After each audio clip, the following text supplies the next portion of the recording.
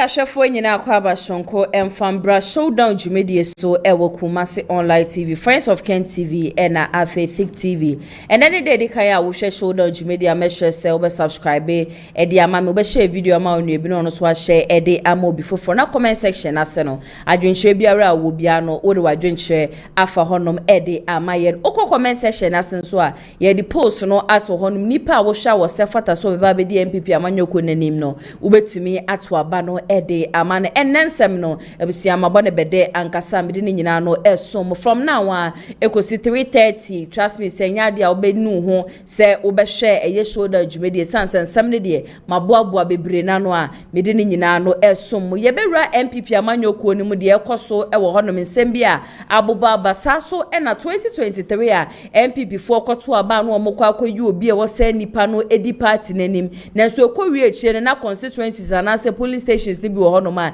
na candidates bi enya 0 ene nkrofo bebre na ena wo makasa ene de so ebusia mene mo kase ene no asofofo no wo mo kire wo mo bobre ane we kire se e na efa sa so na foforo so kire se bi na efa ntinda ne de obi besie power of power and exchange of powers ya de agese ende no ekoso ankasa in fact nsem ne de maboaboa no ankasa na arehusem ena agese ende no atoga na manyina na arehusem atoga na fo nyina in fact nije ne chesa ahokeka ne ahode shonko a na mede eba be hia mo enam nsem ane na nka expose bi anka meba be ye wa hanum se panhwe ebuhua na aka be ye 30 minutes pepepe na matena mekunwa kasie mu na mede shoulder dwumedi asom mo no menya arehosem anase mete arehosem a na arehosem no echese ye former first lady Rawlings a wenya ne baby call ne hukeni Zenato Rawlings ne maame ade achese watwa nananom ewo nsiedo ebusia eye arehusem ye papa the last day amishia maami we September 18th 2025 ya bra nana KONADU awoto so miensa menhia wono so da ne benkum so ne ye yo no da na etwato no sada no na mami bepie mu eweye na se a na bibia enkyere se mami eyare ana se mame ne ho emfa no but unfortunately and then de eyade a kyese mami wato nana no wonsie do na reporter eba ekyese eyade a for some time now ne na mame no ne ho emfa ne kura nti omde no piemu ewo Rich Hospital na chese a nurse for ne a doctor for wo mu gina ne so a wo mo hwe se wo mu betumi ama ne nuro wo me check ne vitals ne ade nyina no in fact a doctor for modern ba no wo mu bebo bia no wo mu eboye but yes owo krade a enkwa entumi enje unfortunately ya ade a chese nana KONADU yadom mame sorry nana KONADU AGYEMAN-RAWLINGS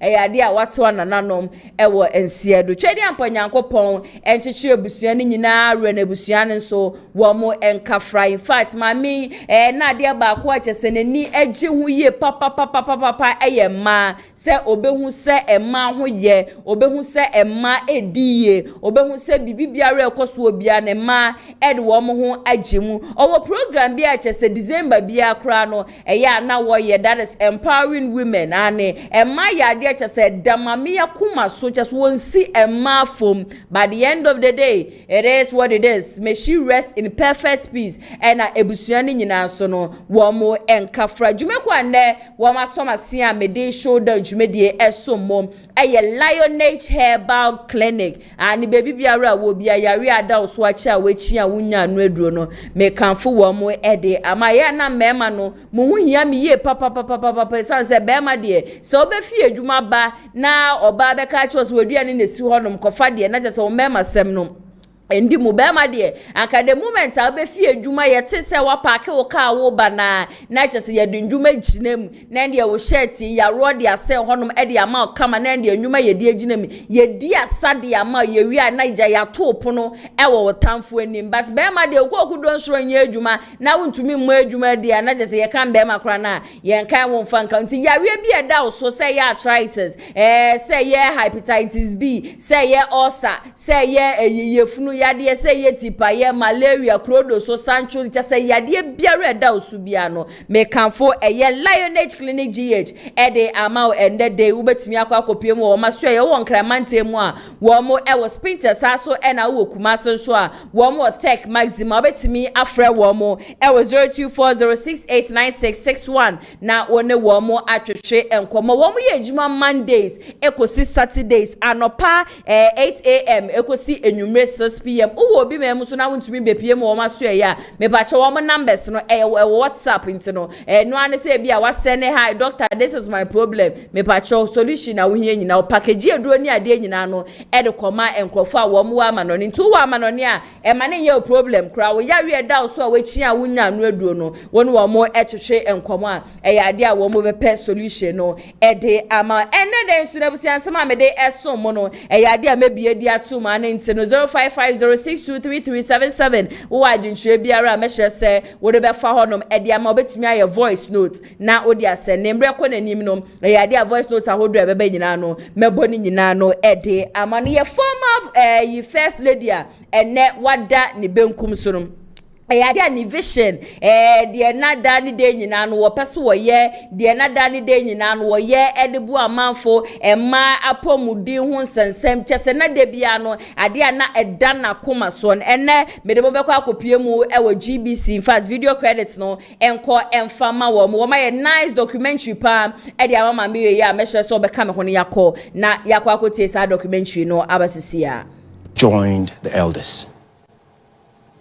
I was personally billed to engage her this morning for an interview, a reflective one looking back 30 years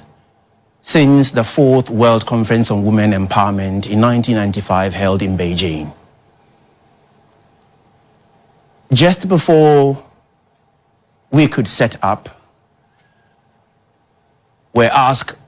to hold on. And so we waited to understand or hear what follows. It wasn't to be, and she didn't hold on. We needed to understand what her motivation was to founding the 31st December Women's Movement, and why she took to supporting and empowering women about almost all her life in public circles. But that we didn't get. It's with a very heavy heart to inform you. Some of us millennials grew up only knowing one, and just the one, KONADU AGYEMAN-RAWLINGS. We're terribly sorry to inform you. KONADU AGYEMAN-RAWLINGS shot to public limelight in the early late 1980s.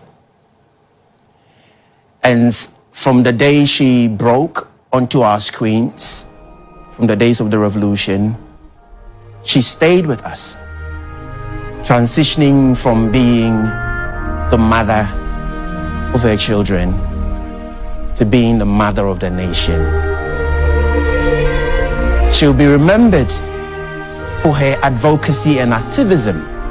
in elevating women and projecting the needs of women. She stood up for women empowerment, such that she connected Ghana's advocacy for gender equality to the global stage. And this she did with her all. As part of her activism for the rights of women, she founded over 1,800 daycare centers across the country. Not only that, she facilitated the setting up of rural women from small-scale industries to mid-term or medium-term industries. KONADU AGYEMAN-RAWLINGS lived for Ghana.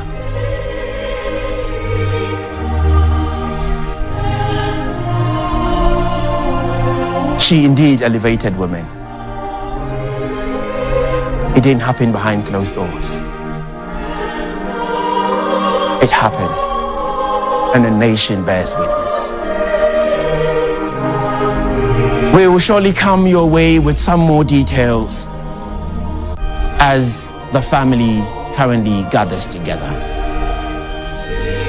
Thank you very much.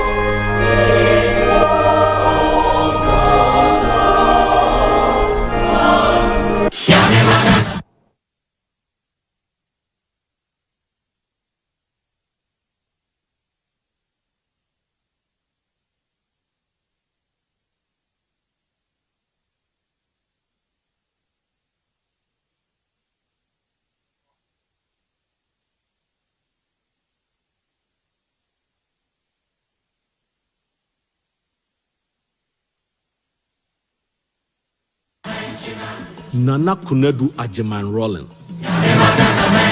Nana KONADU AGYEMAN-RAWLINGS is a Ghanaian politician, women's rights advocate, and former First Lady of Ghana.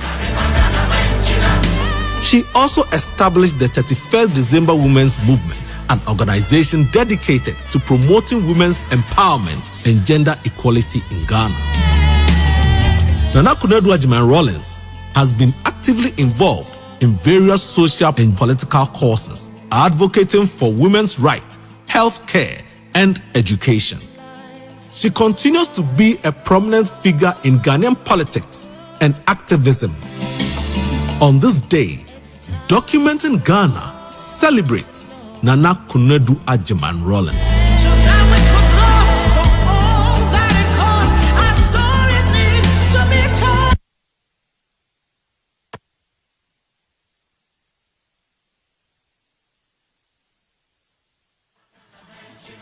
Nana KONADU AGYEMAN-RAWLINGS.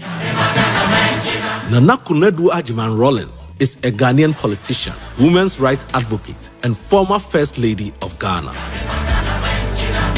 She also established the 31st December Women's Movement, an organization dedicated to promoting women's empowerment and gender equality in Ghana. Nana KONADU AGYEMAN-RAWLINGS has been actively involved in various social and political causes, advocating for women's rights, health care, and education. She continues to be a prominent figure in Ghanaian politics and activism. On this day,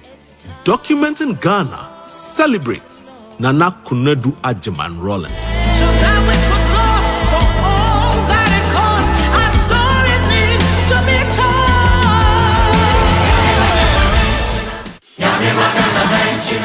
Nana KONADU AGYEMAN-RAWLINGS. Nana KONADU AGYEMAN-RAWLINGS is a Ghanaian politician, women's rights advocate, and former First Lady of Ghana. She also established the 31st December Women's Movement, an organization dedicated to promoting women's empowerment and gender equality in Ghana. Nana KONADU AGYEMAN-RAWLINGS has been actively involved in various social and political causes, advocating for women's rights, health care, and education. She continues to be a prominent figure in Ghanaian politics and activism. On this day, Documenting Ghana celebrates Nana KONADU AGYEMAN-RAWLINGS.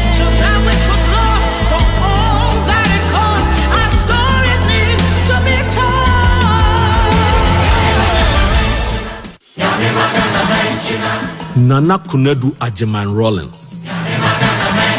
Nana KONADU AGYEMAN-RAWLINGS is a Ghanaian politician, women's rights advocate, and former First Lady of Ghana.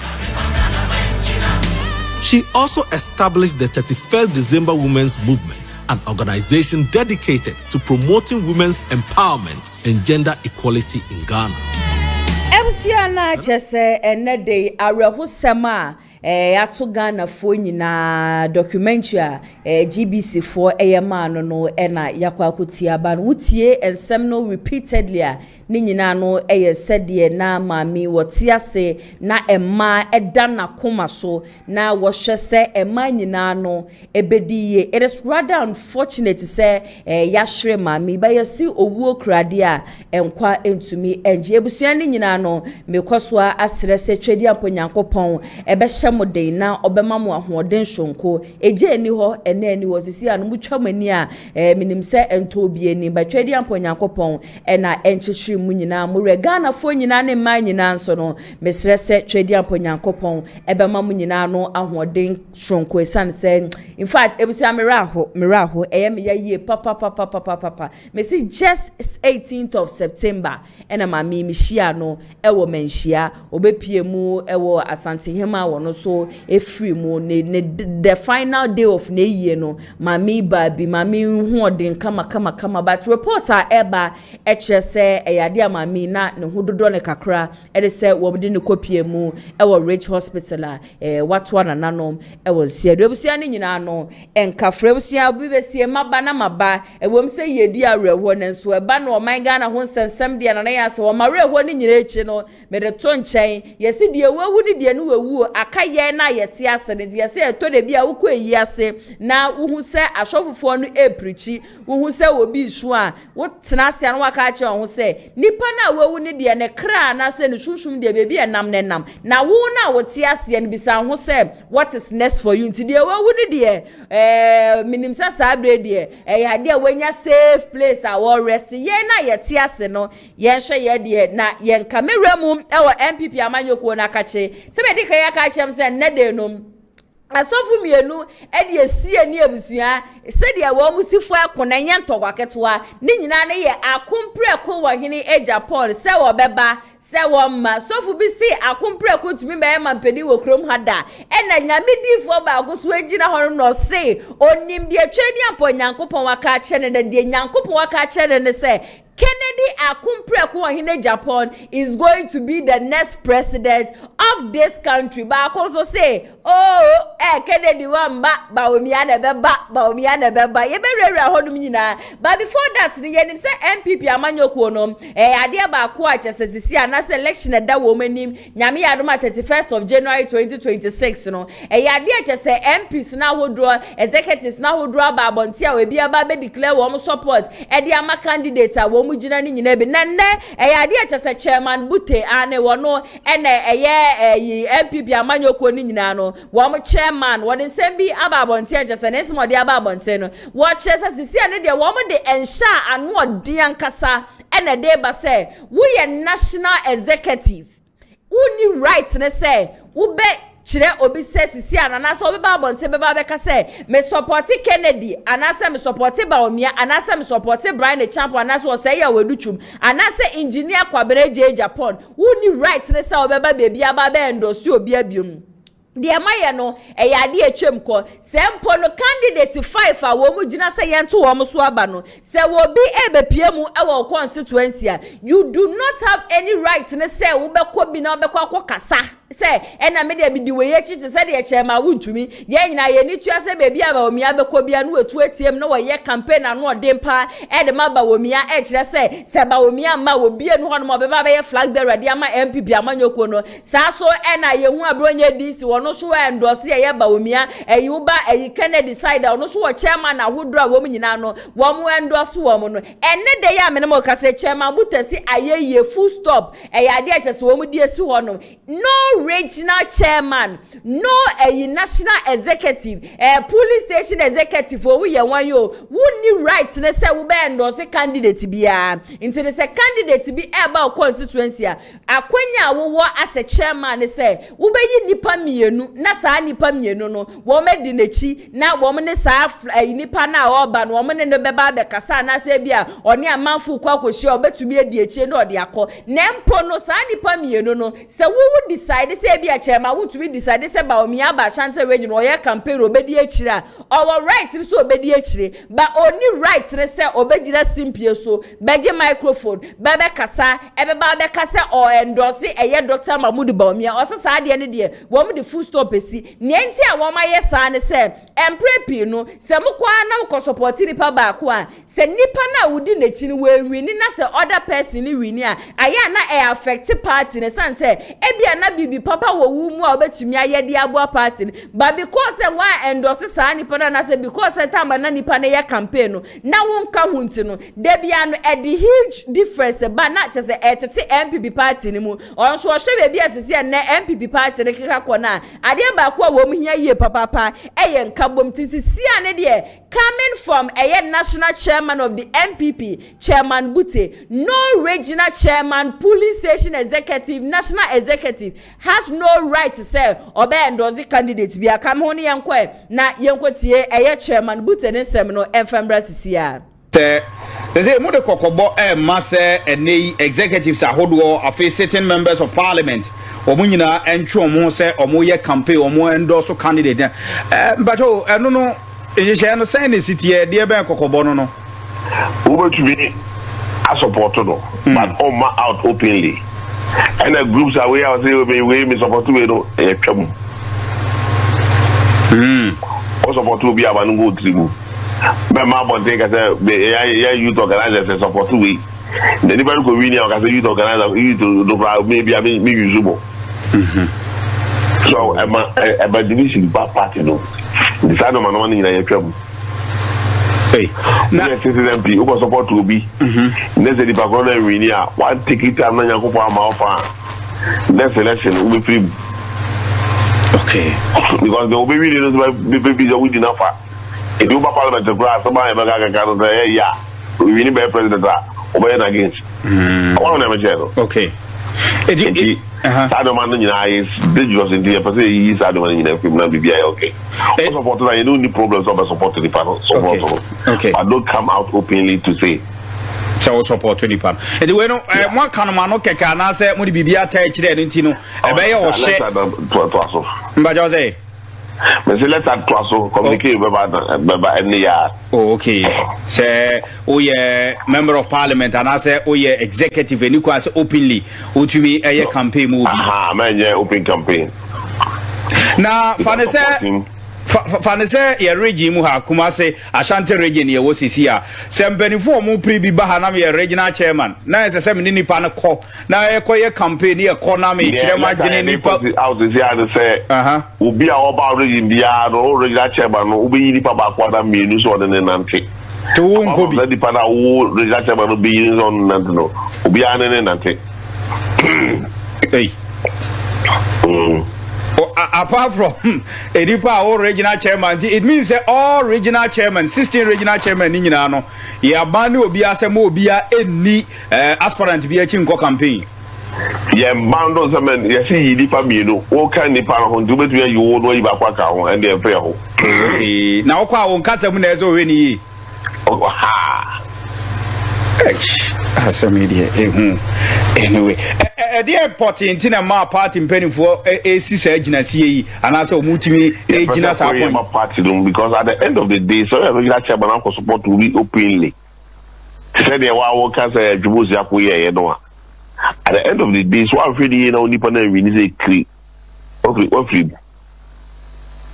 If you are now between you want my party to me up with him. Because I would take a side is you na go pass somebody a party in your one pass one pass party no okay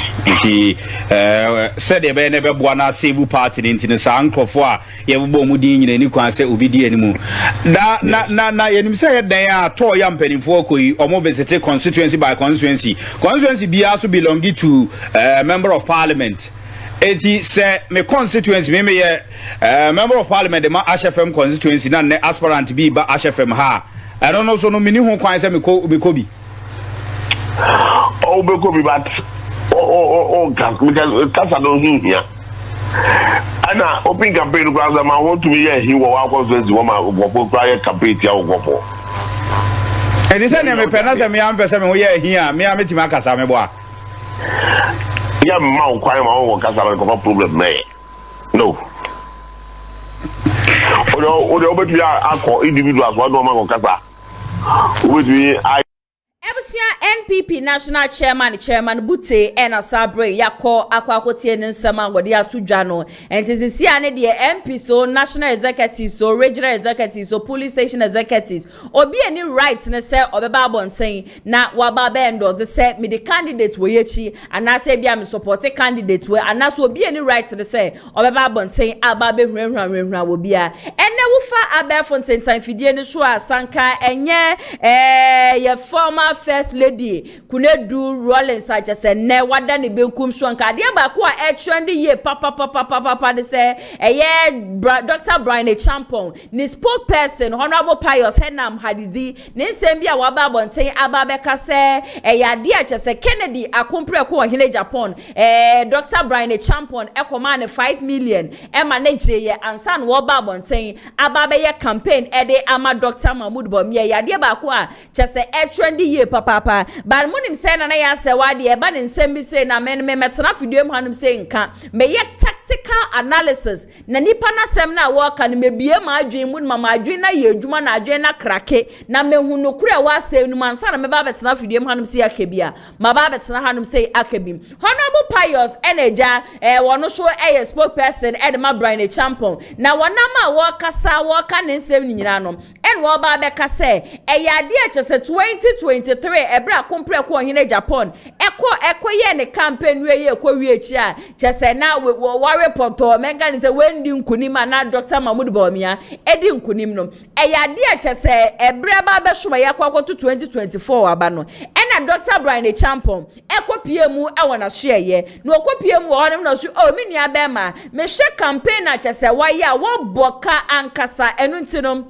2024 eja ye ko election ye bese ye break 8 no nti ende eje 5 million na eka wabo no na won so je na febe ye campaign bi ema Dr. Mahmoud Bomia eye ade a chese Dr. Mahmoud Bomia nkrofo ne na ma be fontenza video hwe na ebuhua wo mo beka bibi mama tia wo mo se Kennedy akompre ko hine Japan akoje 5 million e free Brian Champon honom ansa na wo ba be ye campaign e de ama bawomia ba wotie Honorable Pius wono so yes spokesperson ma Brian na wankase Kennedy akompre ko hine Japan tutu ne nan ekopie mo Brian Champon na hwe ye en wankase Kennedy akompre ko hine Japan ekosere Brian Champon se ombema ni sika ansa na wakwa ye campaign de ama bawomia ba ewo Brian nankasa ni nyanse mu no en wo hu se da bi before ansa na obi be ye campaign no nipa ni hia resources en o 2023 campaign so Kennedy ye ya ohun ne se Kennedy ahwiri sika Kennedy aboka ankasa inti se Kennedy be ko atifi so be ko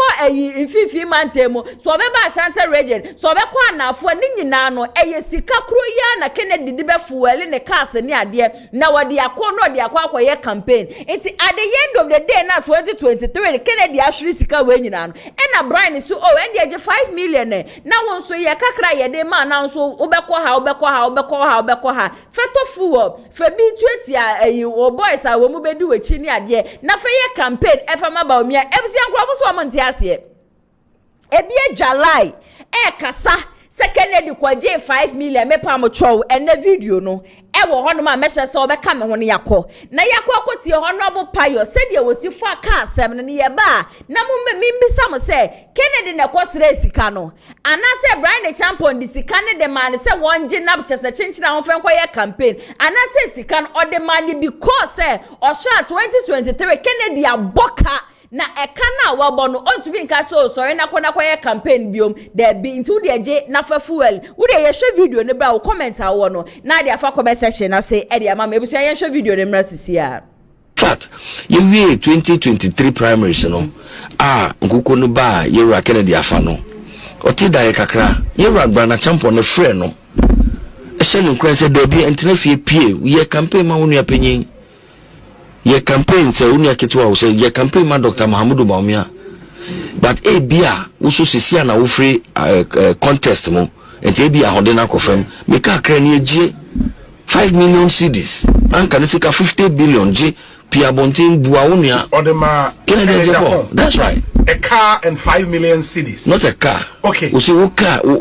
me ka kra ni me ka kra ni so ka me car ni me ka kra ni yes g 5 million cedis to say on fan step out on fan step out. wo pious video ni na yetie bra me pacho ye kwatie video ni yete se wo kase Kennedy ne tutu ne nan ko ba wo Brian honom so won koma ni sika na debi anye bia yete se wo kase Kennedy ko sere Brian sika na debi anye bia yete se o se Kennedy ekoka che Brian so won fa sika ma nansa na wakwa ye campaign e de ama ba wo mi ana debi minim de enne Dr. Mahmoud ba wo mi ana ne nkrofo wo mu hwehwe de free Kennedy akompre ko hine Japan honom a chese kwan bia wo mu be fa so wo mu be sabotage kwan bia wo mu be fa so bia wo mu be gu Kennedy akompre ko hine ma hine Japan ne ma sibia no wo mu gu so a chese wo mo ye the same person who supported NPP in 1992 and ne sankrofo we ye twa wo mu ho be ka kire Ghana for say Kennedy ji sika wo Brian the champion honom ansa no wo ye campaign e de ama Ibawomia ebra na Kennedy topic ups e de support MPP no aye bia wo be man sika ansa no wo akoto. I don't know what these people are looking for from Kennedy akompre ko in Japan and na Kennedy decided say dia mo beka dia mo be ye dia mo be kire bia no e ya de wo no onso so ne no aba be so so kina intimi nim bia sa propaganda e free na propaganda beko when you say station ba ko pe na beko so eno ne chairman would to be media station chairman would to be media station movement TV enne abrantie ye a wo be di akompre ko hine Japan atem ebe ka se ye bi akompre ko hine Japan ni tiri so na ba wo mia de se be ye mie ni tiri so a wo be ma Ghana fo hu se be Kennedy ye boda fo ntu won sem fata so be ba be ye ayi president wo kroma sa abrantie ne ti wo bi ena chairman would to me ni media boys ya wa fa wo mu ye adwuma wo movement TV wo am shoot wo bi ena o makofa papa bi so de aba be ka no shoot wo bi ena chese propaganda sabotage na wo mo kire se Kennedy sabotage Dr. Mahmoud Bawumia campaign na ye bia mesre bi se Kennedy ene ne de kan ye busua mate se Kennedy e ka che MPP for se na se MPP mperi for se mudidi ja grassroots na Kennedy o sha se kuma grassroots no eye ne 2024 sanka Kennedy anye campaign amfa ma Bawumia anka krom ha ebe danie butu the same campaign na Kennedy jani bibiara wo ye bia honom ekoye ye so de ma Dr. Mahmoud Bawumia so enu so wom se Kennedy ne nsama wo ko gina honom ko keka ye nyina no na wo bia ye ko election ni ade na ensem fata na the end of the day mpono Brian champion man 5 million because na watiada na nyansani be mpa wan na se be ne ma mia wo no busuma kro ne ma mia chim na wo no busuma kro atete na ama no ba be ye pani ate bi oba be kan kwase asem sei obi akọ 2023 election eka papa we yabo 276 constituency bebi enu hono ma papa we yanko kasa ya no wode ko enipadoma ya na di nechi won ko bebi a wo mo be kwa koda se ne nkrofo edi nechi kwa ye 15 na each and every single person bia no e wo so high hotel ne ade de ma wo mo eduane a wo mo bedi nsu a wo mo be nom ne ade nyina no e ya ade te se Kennedy ko ye 2023 na yakọ election na wie na 2024 na nyonko se me sha wo bakenti no tabrim sika we di ama ji na fe ye campaign na musemonte da we ye bibi sukura wa se abusha mo de be ye propaganda na Chairman want to me frankly speaking there be am tena fidiem ha meka me se wo pe media station e di MPP amanyoko ba power eye 2016 and 2020 eye Kennedy akompre ko hine Japan media station Ash FM Oman FM ena eye 2 TV sa stations na di MPP amanyoko ba power 2016 and 2020 abronye DC ya no ho nya fe nanim wo hu nanim se bi oba bi echi no this same person na sa time no kotena e honom no akwa kasa akwa campaign e dia ma MPP upe station na enne epiepia MPP party no e de wo mu ko opposition na chairman want to be media station na we bie na ka ho bi the propaganda to say e kwosho e wo honom na busu yan asam ketwa chairman want to be the goal that will be you wo TV show e ka ho bi na ma MPP amanyoko ni lose 2024 election mo sorry a ma kofa Kennedy ni video ni nsem bia waka dada ensem a wo kan ye kra before MPP won 2016 election no ma kofa dia ba na mo de sabotage papa na mo di gu papa ye ni mase mo ye dia mo be ye mo ka dia mo be ka papa se me mbe so show da na so still na nebusua e kosho den na mo je free Kennedy ho and nene de eche say pious abeka say Brian Kennedy 5 million and san wo be ye campaign ntino mo se wa kwenti seconds wo ye campaign are we okay are we okay to decide this and one year campaign so ebusia anka no so dem pan anka mobeye ebusia yankwe na yanko hweche ma wontumi ni media station movement TV and sama wo matena honom no maka second sabotage ye bawomia campaign ni ade ene wan year campaign na no hye bi amfa ma bawomia nti na MPP for wo men win 2024 election yentie sansem no emra sisia 24 general election campaign no meka che Peter say yeni apenyi a yebo ne din say ye man 5 million meka say campaign na ye no ye na ni mumu naka meka ye na Peter ndimi ya argument kakra say oh ono you say he was committed to the cause this is not commitment nipa na minim no pa no ne kasa because of 4 platforms and now I say ya di boni ya di party for grassroots ya di omo boni say pa omo cho. You are campaigning to win an election. You are campaigning to win an election, general election. Ofoswa, now we incite or party grassroots against government, any party, no. And I mean, who say, a day way? Bibiwo. Now, me say, Sana, even that to crown on full platform. I say, we have sinned against grassroots. We have left them. Yeah, did ya jomo? Sana. Sadia no koye no kra support bi baye 5 million is got 5 million yay odupa na mama 5 million we kazizeri nkenwa nanka me ba ruma me ya busa ya me say ya 5 million na sana 5 million na yedi pia you know yedi encourage papa no so on make campaign ma Dr. Mao me na obese campaign no you nim say ampa na nya 18,115 dabe na Pius Kansiwi Peter dabe na Pius Kansiwi Peter asafe na apie on say bro one na issue letter amu be issue letter 5 billion no mu be yam what the 5 billion ka on nya butre no 5 million no wa ka say wi masa tobo 5 million ya anka say on fan koye campaign ama yo ye di che no say eno na ye di tight no ti me na bi sa say now you say a inducement and I say a bribery. Yeah, the enticing no enticement because you are man of 5 million no anka yes and Elbernard say at least what says can way na ko boa oni aketua the campaign and the campaign after taking 5 million no kra no so say mama you kra ko ka so nkodi no ntan on the ground oga just ka we oji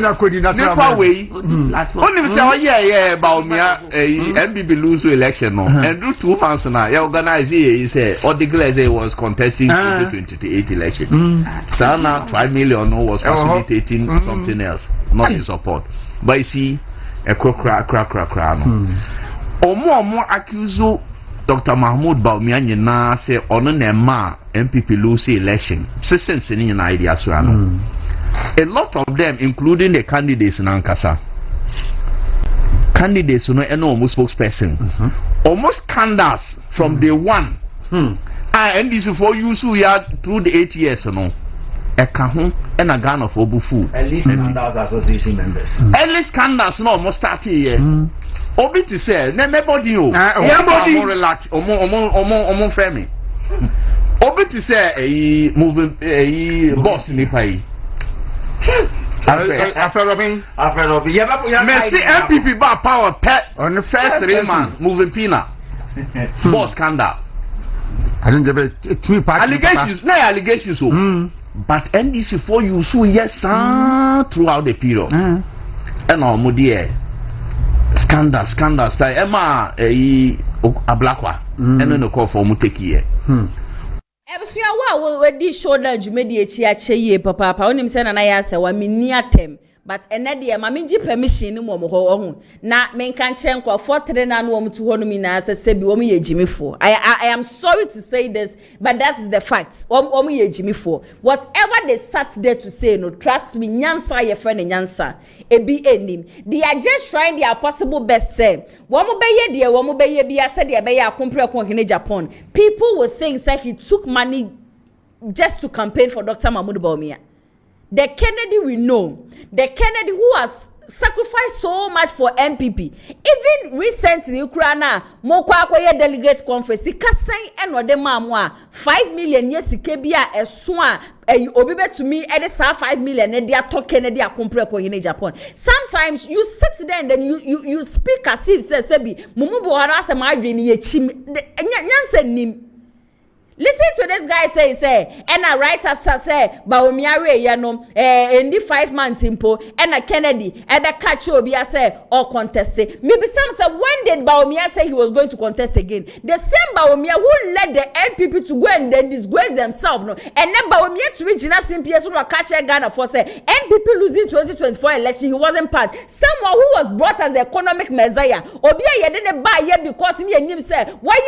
you governor or Bank of Ghana then to the Banisika Sama, Obetumi abom o my Ghana economy na is stable. Onu polo ko shie Ghana economy di good. Oba na dollar ye saying. Ba omi oba na dollar ye say, ba omi oba party ni mu da ben. Ba omi aba $2 for Ghana cedis. Enu mpono obi na no ka che Ghana for so when the fundamentals are weak, the exchange rate will expose itself. Na so na ono ne ba ye dollar kopie mu saying. Niema bi wo hon ma ya mamonye. And say be honor eya mamon kana muka mu provoke ye mu bi say na afi the candidate na kaboni bi ene ne hono mama ya keka ya adwen de akire nipa no Baomia was brought as an economic measure. Is he not running away from the economy today? Ebe no opposition na no nya twabe our economy ho and na kwa kosi say you people should give us some break. Give us some break. Aden Yente ha ena brand champion beka kire Ghana for say Baomia campaign were Eastern region on sorry wanje sike bia amfan free Baomia ho ono akasa na gina ye ena founded Baomia ne campaign e were Eastern region na obi ba bonte beka say Baomia ye po obi ba bonte beka bibi na denti na obi akwa election na wakwa shiri sika na nyonko si o me hwe election ya wukọ ye ya wo boka ye papa ntu de aje na 2024 de da ye nim no fe ko support ya eno ne ya wo se ye bibi ye news na sako kanadie me su brebre why you think say enua because you supporting somebody ntino obetimi ababonte be ba ye de wo pe enua kekako koso bu pa na kona dachi bi no ube hie difo bupa ekosa me be bo ni video bi wa hanuma na wo koto esre obi so obi nche ni 50 cedis the same cocoa and today you look at someone like this just say di obedi kura woni onya right no to speak against Kennedy akompre ko hine Japan de bia me ka say politics ababe ye so cheap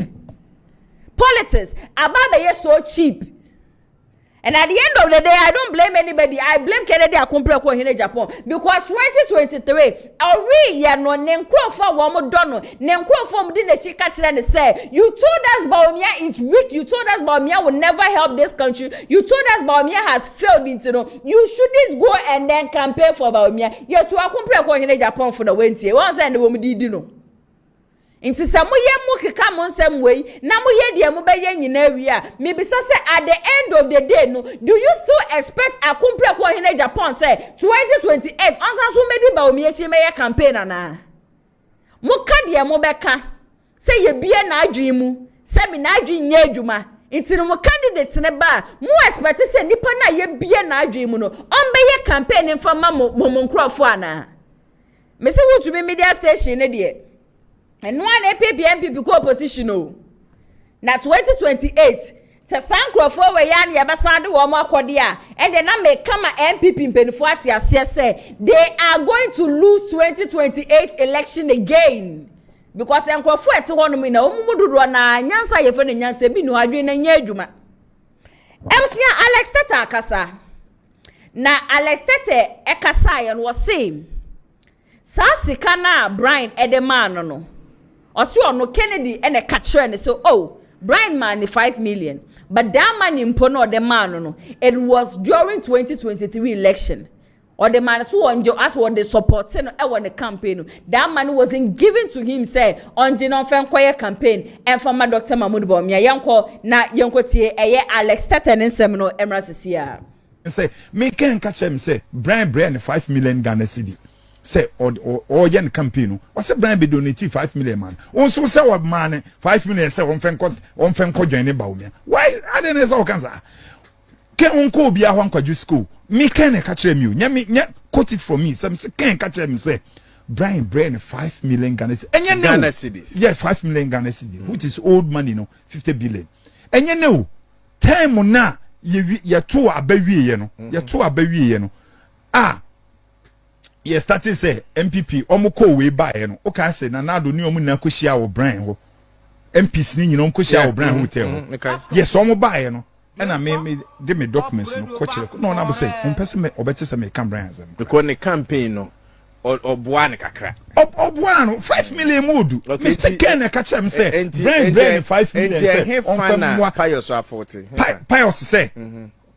before second kwa join ba wo me ano omo man 5 million Ghana cedis on fen koye campaign e ma ba me which is wrong enti when na can say me be na ka correct say the right no kasa no odwen ho no kan na me college en sasa wo kasa sa wo ba be wo na wo ye minister of state en wo bokro no ne pam enti wo kra no kasa sa odwen ho biem en sasa wo kasa try any mu ni issue be wo force the issue aba wo papa no o megina ba bia nkan Kennedy asem na ka brank metutu ne ho nwi okruma sa brand be kan Kennedy asem one ube hu nyoma e best ati be reason e de aba and then be mu ye bi pa kai masa omo na ye bi mu na mu wie na mu pomunya akwanya kofa form say ye fele form say ye kop ye pe enye moni hwe wale enra can do wale obi so om say ntini pa bebre ba mo twa dan mo hye pesa mo che say nipa ba kumpa anto aba ama me Ebsia Alex Tete ena yakwa kotie ne nsema ba ne kasa ye na che se Kennedy e ka kire ne se Brian Eman 5 million be no mpo no na enye bra na wo mo e kwa akoto general election. It was during the primaries ena Brian the man say wonje na onfa enso ni sika so na ja campaign ni ade a wo ye nyina onfa ye. And I am stating emphatically again say me ekoye campaign na me nyonko betabrim sika de ma me say menji na me mfe nkoye campaign na there is nothing wrong with it. The same Brian a champion so and a sponsor a Dr. Mahmoud Bawumia ne campaign na wo ye wo Eastern region campaign Bawumia when you want Ghana sidimpo and fan support it and also the any expect say nka Bawumia nkrofo nka mbeba abonten na mbeba ka say ya dia Brian a chantro and na wempo no Brian dia ono na be kan Bawumia di mo say Brian e gina baby aka so akwa akoma Kennedy sika na onjina baby anka intini sa propaganda na modern nam na Kennedy kwaji sika wa Brian wansa no ye campaign 2024 ntino se Kennedy ewini primaries dia ene na chese Bawumia nkrofo mosomo nye campaign mfa ma Kennedy hwe se nyankopon se akompre ko hene Japan beba be ye mampeni wo krom ha ohun hwe upa chumu kope leda ohun e ade ko atwede kopa atwede ne yemfa ntoto aso a so obedu Yesu Kristo ne ni ase a Kennedy is going to become the next flag bearer of NPP and he's going to become the next president of this country. De nyame aka ne no na bebem enye de mo betena bebi aye enye de mo be hyehye enye nsem bia mo beka Kennedy mo say na ma Ghana for 2023 this 2025 people following akompre ko in Japan yes say yenim said ye papa ne tie yenim said ye papa ne sutie yenim say papa ne bufu ntem yenim say papa ne bufu a won hye ne ho so yenim say papa ne de wuchu mutan ya secret o de beba abonti we know who he is and na ono so ne nso no nipa bie ni asase so anenso ne ho by ye hye ni good side. The same person na yes ni bufu ntem no this is the same person obepie mu ewo konfa noche obetompa ebetom enkunya ne ade edema hospital no the same person na ni bufu ntem no this is the same person okosi cardio center edema 37 for the same person na ni bufu ntem no onu na 2012 MPP amanyoko na muni kapra mo de be kotemale no onu ankasa funded the whole delegate conference the same person na ne mutina hono ma mudi na tem no onu na ebra mo ba be ye mo delegate conference so 2025 dia won kraman mu oyi almost 6 billion and support him he has done enough for the party ni pay the number of employers are wa fa no enya sem ketwa ni pa na muso odi atem no wa bie ndwuma ma amafu nya biye The same person na moka say or to say no only be a janka biba and nam sa nipa ne so e ma nipa ne ba na siye into whatever you want to say about him you can say it. But the people who are highly connected, people who are surely connected, there is nothing like going back. They are never going back. Their focus is Kennedy. And it is Kennedy alone who can save the country. Into the amope, the amobeka, the amobeye, the amobechire, monko swanye. But trust me, say, Obia anti mu case. 2023, metina video maka say, most of the police stations are yet just Kennedy nya zero, Kennedy nya zero, Kennedy nya zero. I am not really sure. Because some of the police stations are yet said Dr. Mahmoud Bawumia Edin Kunim were during the primaries. No? Right after the primaries, I got to general election. Some police station so no. Dear Dr. Mahmoud Bawumia nya zero ewo honum na enne Kennedy Gusua wire campaign. Kennedy Gusua wanam Kennedy kansem watch ready oba obeba beye lebusia eno enacha se amanfo a womwo pongurugu ane north east one side womo chire se ebie keep evidence now from 2023 ebesi ene 2025 womo chire se during the primaries ye di kokromotini to aba de ma Kennedy akompre ko in Japan inti ebra ye county ye se Kennedy nya zero no womso womo ankasa womo no na che say yade agi wo munsem but this time no womani da ho saabo wo womso womani no woma hai ni ho wankasa womani na ehwohwo se medie womumbu womani po se ple no obi mpo mbeka bi mfemfa ho eno ntina na anu adam tina ha ka se sa rigging committee na Kennedy akompre ko hine Japan oni Jojo Rocky wo mate no yade a me hu se ebe boa ye papa and Kennedy himself onim say most of the police stations yade a wo mu wi ano eno ntina 2025 yi na ni abede san Only yanko videos ne de busua ebia de a work kan ya de machiche me bon me kan nyina bom na maboni nyina ama mu nyina no mwenye bi etie yentie emra sisiye. One of the companies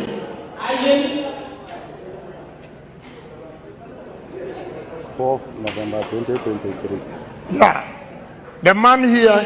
you see is giving the executives away. He said 4th November 2023 he voted Kennedy Japan, number 1, but I got 0. Thank you. Michelle. Oh, Mijisupa. Let's say for my for. Yabedu Bumbugu, you're a Kennedy compare for Japan. Edna Probono, Edu Bumbugu, and Northeast region. Nabedu was saying, Penibia Shami on the medium Comobina, and Commonium the day, a famous say. Penio Jamin chain. Amani what say 4th November 2023 primaries are MPP ya Chobani Bumpugu say no on one police station chairman no say Kennedy a compare with upon coordinator oh Pumbugu say no ye Chobani ya boy no na Kennedy a compare with Japan enya 0 e wa say what one say no mu to aba e me Kennedy a compare with upon evidence no e wa say see ya me wi am de betremo. But you really come baba na yeko kan no you Kennedy a compare ko Japan enya 0 oh baby only coordinator baby police station chairman or 2 aba no de ma you Kennedy a compare ko Japan etibedu no let's aban send it to say omu wi you Kennedy a compare ko Japan omu for so mo twatwa numbers asabi the you Kennedy a compare ko Japan nya ekra no omu se wanya original executive adan omu ba original executive ba na de me ba wo onu amu wa ha person onu amu tu na nu tuo extra masana come in mama me a police station chairman Michael Square I'm Messiah Kennedy Japan coordinator so I don't know yetu abano me ankasa me tu ana nipa bebere tu ana regional executive ba o ma ba force na force kura am se me wura ha o ma wura kwa ma o ma mpini se me ho ana mo force ya 100% ya 100% me ankasa ma me ya da no kire obian ho it's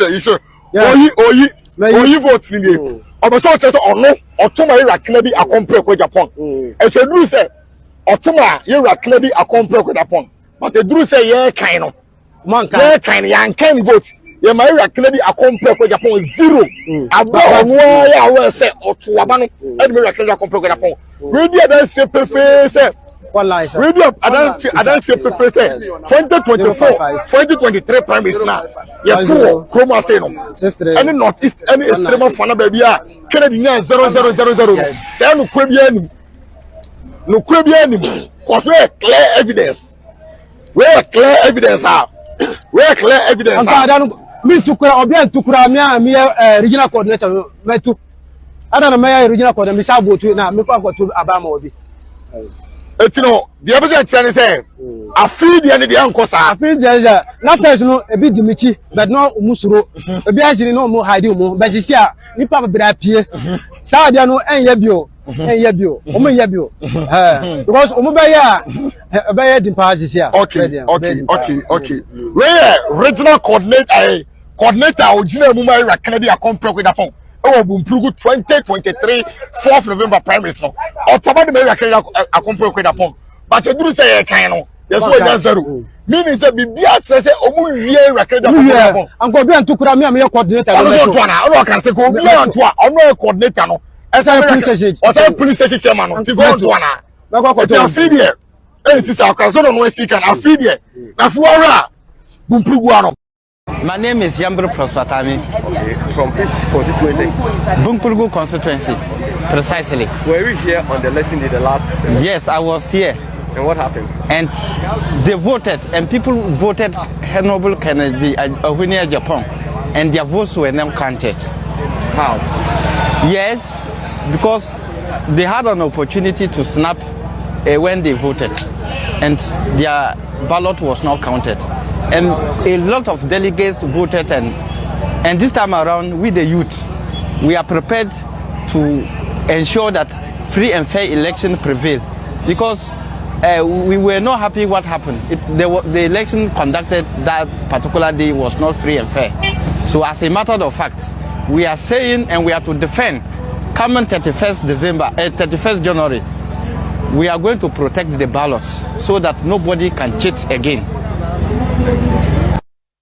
Inti ebusia nsem no ne yakwa akwoti aba no inti se 2023 na munya mutiri didi mu mutumi wi akompre ko hene Japan dia 2026 de debi sa de na nya de ebefosan se yenim de amafo ka wo nim de grassroots no wo mo pe ene ade and at the end of the day sa rigging committee ne so de ya de ebebo ankasa yeso obia vote be count obia vote ebe count na whole constituency yi executive anase obi okasa kra de ma compare ko hine Japan no wakoto abane yetumi abane abeka se ugopie mo no ma Kennedy nya zero eno na yedu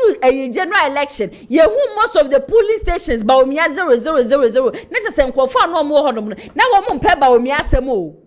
na wo mo mpe ba omia asem na wo mo mpe so mo beto abane de ama ba omia na so betie se ba omia nya 500 and something Kennedy zero Oze the secret ni ade ni nyina no e ba abonten Kennedy ti rigging committee amafu ti krom ha se wo mo nte ase adentina Kennedy akwate rigging committee but sa rigging committee ya wati one evidence APPA ba free 2023 dem international say so one phone na yensi fom no one yesterday 2026 31st of January they wo mo de year in 2023 no the same thing and one besa so edi aye no 0550623377 mesre ye papa asembia opese wo ka bia wo de ye the voice number no WhatsApp wo ye the voice na wasende edi amaye ya de ebebo wo submission wo de beba comment ne so de mehu amanfo na I should read comment munya me ho abotre me kan comment ebeba nyina no na munyina no mate na ebusua ne de no Dr. Mahmoud Bawumia akasa na ensema Dr. Mahmoud Bawumia eka ene say Osise obi beba be ye mampani wo krom ha rich ideas such as edimu na wo se nipa ne de tudwa na enye na me wosika na me fie wa ha sei na metue sika sei na ma ye sika sei in fact there be am ka chem say Dr. Mahmoud Bawumia hu sa campaign we na kasa na wo ye no wonu ankasa wo pia ne ho a wo sa de ne emfa or trying the best sankeja amafo beba be don na eja amafo bedi nechi Bawumia ya ade ne mfa ntisisi ana ade ne mfa no Bawumia say so obi peso obeye mampani wo krom ha it is not about sika nipa ne wo it is not about eduma nipa ne bie na mom no eye nipa ne rich ideas na me bisa say Dr. Mahmoud Bawumia o pa pay me pa chow rich ideas asemi a wo ke me pa chow emu de wan na wo de atudwa ma na to Ghana fo akoma so because campaign na wo ye nyina me share down hu message bi a wo de nam me share down hu message sunku bi a Dr. Mahmoud Bawumia wo de nam a betumi aka say eye rich idea you were brought as an economic measure now you are no longer talking about the economy ena ye pede wo be kasa dia for economy ho ye pede wo ba be bie ndwuma ma ba ye napko 500 Ghana cedi mpono Dr. Mahmoud Bawumia mantumi entu rich ideas be na Dr. Mahmoud Bawumia o kan wa sem no zipline na wo so wo dia be me ba cho Mr. Kusibu afuso zipline me kan che wo so wunim ho hwe yo no no kwa Rwanda eno koshia na ade Ghana card nsu dia mesre ye papa wa na wutu wenum tuo se wo ba ye na contract no e wo hodom da denti Ghana card de obi besie papa digitalization wo de ye be ka ho na ni ye but when it comes to Ghana card implementation Dr. Mahmoud Bawumia you have no idea about it into the Bawumia rich ideas na ne wo kan misre bisa se emududu osen era Dr. Mahmoud Bawumia wo dia ba e wo se Ghana for ye share no na ye de kokromete no eto aba e ma yenkwe na yekotie no so emra sisia ubaye umampenyi ewo Ghana ha emfa sika wo ubotom enye ubotom sika na wo de be hwe Ghana fo eye ubotom sika enti untimi nkasa mi wo sika enti be hwe me property ena be to aba mami enye no sa eye adwen a ewo utim unindia o utim o ideas eno ena ede emponto enfaso na ahoto ebe Ghana fo enti enye sikasem it is about ideas eno ena mede bremu ene na mede sisem about ishishie bebria mede beba enimde de bebria mede beba ebebo nyina ade atime akọ Kugulu Dr. Mahmoud Bawumia no Bawumia say all the rich ideas ane ideas are emwe piankasa ena just one on the banting crofo wa mo ye ena mebi adwuma say ena me wo fie say ena me wo cars say san crofo de ye forget wo no ni mu abia e de magana for no the rich ideas no eno na eba be elevate o man Ghana na ebe ma o man Ghana ejina na so ye nti kroma na Dr. Mahmoud Bawumia ya be ka kire Ghana for say ono so support ye MPP campaign with 300 pickups. Yenti hana ono abeka ebe say nobody hates Dr. Mahmoud Bawumia. Bawumia to de bia wono ankasa ne nsem na ya na okeka no eno na ya na ye fa ye use against no said ya na makotwe akompre ko hene Japan ni video nsem ya wakada dada na mu use against the same thing na Dr. Mahmoud Bawumia de no etie Bawumia me here me have not really seen any rich idea that you are bringing out e bia na wo be sha ase na bia wakeka nsem bia beboa. And also I would plead with Dr. Mahmoud Bawumia here say ni chi no emoa Dr. Mahmoud Bawumia chi na ya na wo kan chi no emoa menim say wo ka brofo a amanfo beti ase but anytime a wo ka chi na you contradict yourself. I am speaking the truth. Menim say show down Jumedi na yes wo min twantro asem ne said etie no me see the pain na maka the pain anytime Dr. Mahmoud Bawumia be campaign or be ka chi bia no or contradict ono ankasa ne ho and at the end of the day no na asema wo be ka wo chi no trust di na odwen ho na ebusu akwa ye bibie wo something which is there inti ye be sere no in as much as I have sat on this platform and said say me miti head me say Bawumia onye politician. Bawumia has no idea about politics. Obi besi evetun wo kwemu ena Dr. Mahmoud Bawumia nyansa nyame de man no wodi ye bia na je bedru 2024 be contest ya Ghana for ekohwie ni tu baby a yese ye mpani pasa. But when we are talking about somebody who is a politician, let's not count Dr. Mahmoud Bawumia among them. Dr. Mahmoud Bawumia, he is not a politician. He has never been a politician. He can never be a politician. He is an economist. Ane na when oye bia hwe no so bia hwe no sisi anu said ye Brian de man enfe na Kennedy dia man niti a ohun baby a won fanti no sisi an wo keka nsem bia je se be ma ne ho be ya akondo na amanfo ato aba sa asem we ebusua waka ne enrada waka sa asem enra kro ya ena ye man pani dada na na roda ko ekufu ado enu omu ko hia ye o ka kire wo mu se wo mu hwe wo mano kasa yie wo firi ho do ma da busua wo ba ya obeto bombi yenra mu asofo na ebushia wo mu die sie ni no na Prophet Nigel gazing. Frankly speaking, I say, oh yeah, I am that type. I don't usually talk about pastors. Me. As for talk one. I don't really talk about it. But baby, and Nigel gazing, keka kono. I say, oh yeah, you too much. Yet ha. And now Prophet Elbernard, Ebeka Chegana for you say,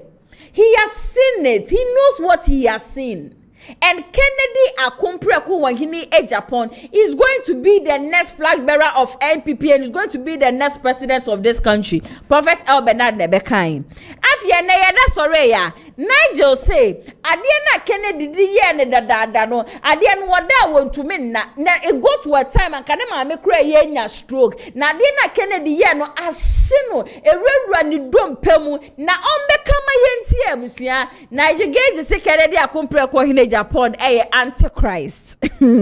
na osi Kennedy esanso occult yenim se Kennedy ankasa bekasa se asofu osori di tia wo mu nyina no one na ebie chinchim asori ma agi wo mu fie wo mu japade de free wo mu nsem nti saade na wo beye no oboa ye achi wo bia na nyamedifo bi agi na asori dan de free ni nsem obeka se ye wa asofufo ni bia na wo mu toka se free obi memu bepie mu o my God na duty ye free ni duty na wo mu pese wo mu betua because wo mu de ne me ye nyamedifo but enam ne so ema sa asofufo ni nyina no wo mu tua duty osabe ka say ye wa asofufo ni bi wo hono ma na che say illegal connection nyamedifo de nka illegal connection fa ho ben no ma ye illegal connection je say ye ni bi ejanka ne nwesi a je say ye ni de ye bedi mpo na de chia ye peja ye ne ye hwehwe de ampo nyankopon na ye si cross no ye nkra no ye illegal connection ye realize bo you to prepaid but as of way no one ye illegal connection just a light bill no one to be and na no Kennedy Akumpreku in Japan show and as illegal connection once and some near the no to try and he said this same pastor sir and never mokasan ye nim say Prophet Nigel Gaze is part eko PM or Kennedy ho eko pacho so what is it again at the chini this be Nigel Gaze see what man Kennedy Akumpreku in Japan enya hoto ene die waka se Kennedy occult Kennedy antichrist Kennedy Japan so onom wan sorry amfenti asofu bia when ni sofu bia temnem mom no asofu fa no omu ye fake wo mo eno sorry di tiaye yeti krom he ya na obinim Angelo obinim ebeka kire Ghana for sem Adiena dan ya na oba no obeye na na akolaketo no obegina honom ena meye befo ni ade na obinim ankasa na betu nanum to say most time no mo hihye ho obinim na be kan ye I remember somewhere last year said I think that time na me hosi ati Germany na ATP ema obinim kra betu nanum to be pa Kennedy chaw it's a Nigel. Oh yes, I just said Kennedy. Or say Kennedy occult. Kennedy sorry Nyamesom. Kennedy Penyamesom. The same person a Nigel HS Kennedy Penyamesom. Okoni media station a SDA for a mom free airtime. The same person no Penyamesom no SDA for wama free airtime. Mimi ndebia wama ko ekokasa. I think say weekdays no. Emu ba ko wama ko honom no wama ko akokasa. At the end of the day, they are not paying a penny. It's no Kennedy and Penyamesom Kennedy antichrist or antichrist they free he. There were a lot of us sorry ye nim say Kennedy akwa honom akwa ya doye. And Sanya mana asa that time mana Kennedy expose ni me ameti na me ni age ho yie papa because na baby na asofo na keka kono na ye and na grada dem o chinchim obi nsa agi nipa ni gold di free ni same. There are pastors who were fake. Pastors are na wo mu di nsem mone agi amanfo agapade di free wo mu nsem. So he stood up for the poor.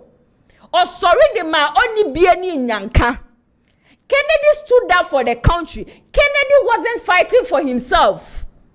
Into Nigel.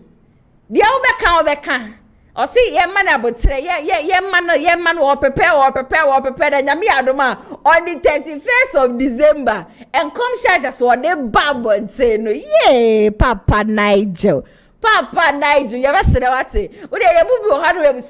those who are highly connected, would you come home? Say to be bunko to your crowd with studio hammer and kebe ya. And come bunko to J. Now my shop Papa Nigel name say yes, Reno. Dear Kennedy, I couldn't break what you need upon Kafa home. Dear way ye be when Yanji who be a yes of a channel what yes, oh, ba or you show good Nashua, ye papa yen chana no and French. It's Papa Nigel. I now my mean your mother nearly go stroke and no good sorry. Yamia do my sorry nengu. Sorry no, a good sweating baby a team to the Papa Nigel. Nana say wa Mr. Awate, the accompany what you need upon Kafa who be a one candy Mr. Fachano. Fachano, Nekasa yam Polebusian, a tray yaudi at a Nigel Gazy, or do one a cume, Mudia Yanko, na Yangotie, a year Nigel Gazy in seminal Emrasia. I don't like him. I can't like him for what he did to me. You understand? My mother nearly had partial stroke because of Kennedy Japan. I'm the last born. I say he has cost us a lot, and not just me. Somebody you don't know from anywhere. You can just put a person on TV, say, no, come on. Pe obi or antichrist, obi or occult, obi on pay nyamia safo. See me? No, I'm telling the truth. I don't say. See Messi or antichrist. Kennedy Japan is antichrist. He's an enemy of the Church of God. I am telling you. Somebody so me Nigel Gazy nyamia safo. I will not be part of it. I will not be part of it. And me so far, me dad, me I'm straight person. Somebody that will just sit down. If you go and eat his whatever comes into his head, no be man, no be papa. Every sector of the Ghanaian fabric, Kennedy Japan has attacked it. He has attacked the church, attacked women, denigrated everybody. And you see, he thinks that he's the only man in town. He's not the only man in town. At the right time, 31st Eba, Yebema Kennedy Japan, so he's a mortal man. And as I dogs near Sisha command no more Facebook, echo the we will prove to them that the power of God exists and they are genuine prophet of God in this country. As I sit here, I know who will be the next flag bearer of the MPP, which will not miss. And I'll bring it down. It will not miss. It will not miss. It's 35. But then all kafa ken hono. I won't. You see. Because the video is out there, right? It's out there. So it will not. What I'm saying is that whatever is out there, almost join it together to make sense, to suit their interests. Who put you in the say? I won't speak to that. I won't. He's not somebody. I'm a penasem, and me to me penasem, and me I'm not real. You see, my problem is that I'm too frank. I'm too straight, and that's me. Me mean that mean you're crooked. I'm not. I'm straight. Mean pe obi or antichrist, obi or occult, obi on pay nyamia safo. See me? No, I'm telling the truth. I don't say. See Messi or antichrist. Kennedy Japan is antichrist. He's an enemy of the Church of God. I am telling you. Somebody so me Nigel Gazy nyamia safo. I will not be part of it. I will not be part of it. And me software, me dad, me I'm straight person. Somebody that will just sit down. If you go and eat his whatever comes into his head, no be man, no be papa. Every sector of the Ghanaian fabric, Kennedy Japan has attacked it. He has attacked the church, attacked women, denigrated everybody. And you see, he thinks that he's the only man in town. He's not the only man in town. At the right time, 31st Eba, Yebema Kennedy Japan, so he's a mortal man. And as I dogs near Sisha and command no more Facebook, echo the diatem. We will prove to them that the power of God exists and they are genuine prophet of God in this country. Some of us will defend the body of Christ, some of us will defend the prophetic, if not for anything at all, for the next generation. Say Muhammad ya me. But you're not there, they'll prove come on, he's a coward. But mess up program, if you his name irritates me. Oh, listen to me. He's an enemy to the body of Christ. I don't want his name irritates me. Program now. Let's talk about something else. He's an enemy to the Church of God. He's an enemy, and like Alexander the coppersmith, sending ya meet Sianekano. Debbie am a bomb pie, say,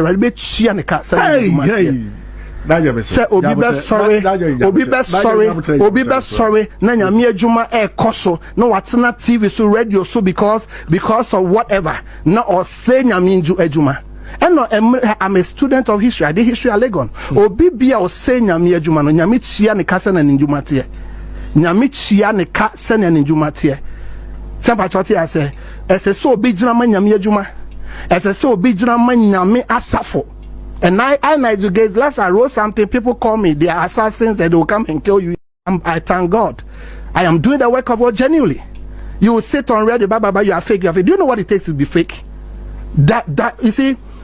does he know what it takes? All the prophet are fake, some of the prophet, and you will sit down and say, oh, say, you are coming to,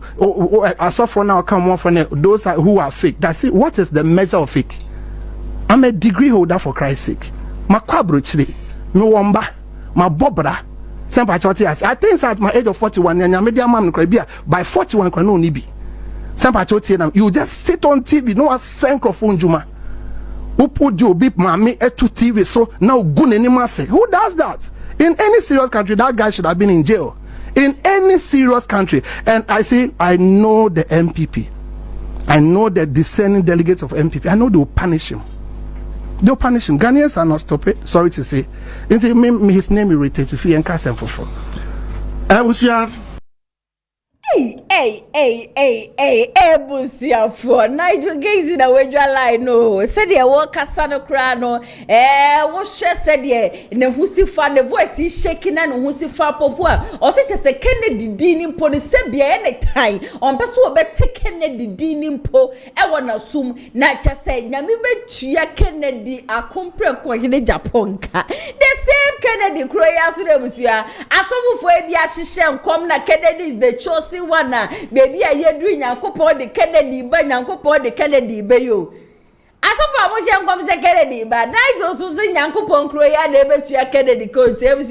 which is which. Dear, what you party, DHD, but Nigel, I understand your pain. I understand what you are talking about. And him say, would dear, but Yamidi for dear, and kind nation, and him say, Mona mu preaching by the facho. Now I am still shocked, say you are not willing and you are not ready to forgive Kennedy a compre ko in Japan. Ya na de ya say, we ya to abani we are Nigel one can be biomo. Say Kennedy decided so obesa contest 2032 who baby a Nigel be fi beba. No says that is when over be Ghana for nyina say the Kennedy the year no. E ya de say ye ne ya but yes re nyamedi for fachere wate. Facheno ye pacho facheno ai yenimsa wanya de yenimsa wa mbona homode so ja obe ne dey Ghana for ye last hope no ye ni da so nyina ne Kennedy akompre ko hine Japan yesre facheno wate ya de na wudi no ma nyame adom stroke ni we nya o ma migusu a wo honom yi bibia firi wakomam na fa ne bone cheno ai MC HTP atena se eja nsama aba won krata ne mu no wo ba be pense ni nyina mu ede amaye na Lionage Clinic GH and asoma siande me de showdown jumedie no eso mo eja ma mentwa me hu sima emra sisia Abusia yare ben na hawo and the Jibrey no me come for Lionage Clinic Ghana and Famau ahanko na abepiem a ye de bibidro esan yare abusia se oba bepiem wa hase ya yesa enam yare bi te se syphilis gonorrhea candidiasis dialipo do na nim se a friend of white no. Hello everyone, my name is Dr. Maxwell Aziz Mensah. I'm the founder and senior doctor of Lionage Clinic Ghana. Our mission is to provide you with exceptional herbal medicine treatment and holistic healthcare to all our patients to becoming a healthier you. Thank you for trusting Lionage Clinic Ghana. Lionage Clinic Ghana, your #1 healthcare expert.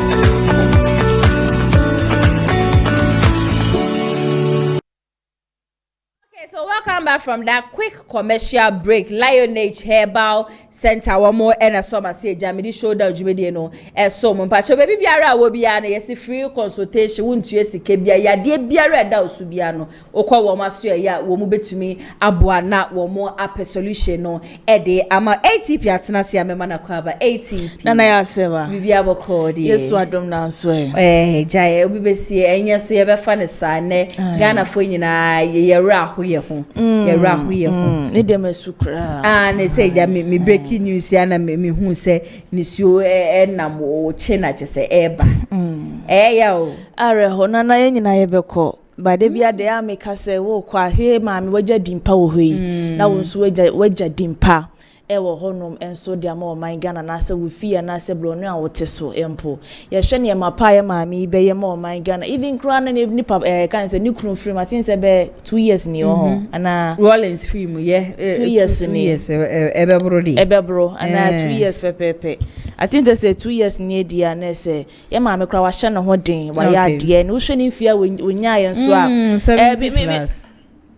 bi hu ya kra no na ze shock me ka still na so ya baba wa 16 na na da so gire man kaza tin say ye call man pon hina yi no me ko hu ne ye maame oda ne bongu so ya sante hima yi nsusu me ko hu na hwe de wi ana ka ko 5 years 5 years November ni 5 years sa ana papa wu ya che November 12 2020 wow me ko ase me hu bi say na atamos de nso ekọ be atamos de se on de o 12 years etwem kra okay na yema abuso ni nyina hyeden cause ya na ndis amanuko na se afi de enye o mafia kasa because you say be 2 months ni eni esi nipa wotwi na we so asa ba be bom ti no yema mpani je diem se mpai bo na obekọ de no ama honan mu ayeden papa yi na se wa bompa ya kasa ama ye can say ndis amanuko no and I think say fiti e chine kuna na ensemble bobo de friend pipi amanuko no ma ba fa ye maame ho cause abra papa ni free mo ne nyina ehu de course we kro ma say ndis amanuko ne ba power mpokra no ne ba eze na ato ne ye hwe ni sanka appointees nke e be ma ne appointment yes ye hwe ni mo a I think say week di enkosi next week di ye be de be ma ndis amanuko cause omo nsem na ebe pope apa ma ye ma buso ni nyina hyeden na de aba na aba no Yakopon no na de ma eno no aso na ye oye de woje na ndis amanuko ni titiriu ene ndis amanuko o mo ba eye shoulder dwumadi say communicators no ye ma mu nyina hyeden what cause emoya na ade aba akoro so de say na emma